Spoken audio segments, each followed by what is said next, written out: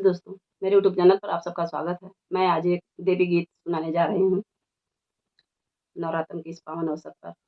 यदि आप लोग को अच्छा लगे तो मेरे चैनल को लाइक करना, सब्सक्राइब करना, शेयर करना तथा कमेंट में लिखना कैसा लगा।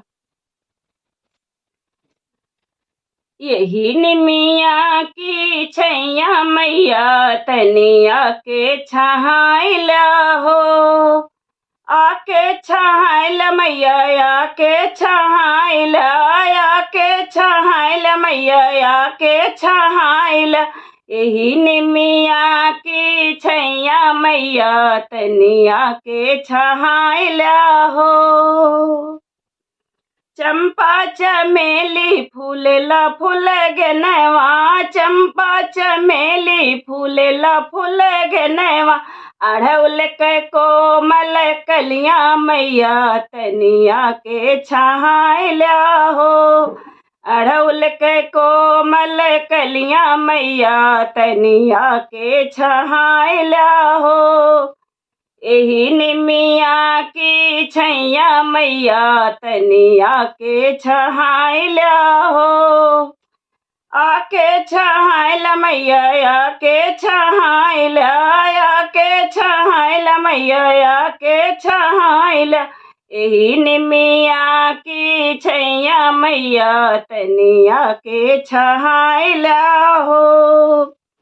गंगा जमुनवा के निर्मल पानी, गंगा जमुनवा के निर्मल पानी। ओही से पौआ पखरबै मैया तनिया के छहाइला हो, ओही से पौआ पखरबै मैया तनिया के छहाइला हो।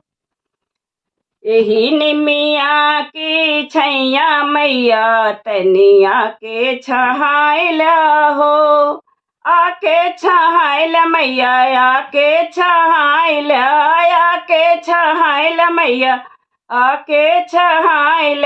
यही निमिया की छैया मैया तनिया के छहाइला हो। कलशा धरैबै मैया दियना जलैबै, कलशा धरैबै मैया दियना जलैबै। आरती तोहरो उतरबै मैया तनिया के छहाइला हो, आरती तोहरो उतरबै मैया तनिया के छहाइला हो। एही निमिया की छैया मैया तनिया के छहाइला हो, आके छहाइल मैया आके छहाइल, आके छहाइल मैया आके छहाइल। यही निमिया की छैया मैया तनिया के छहाइला हो।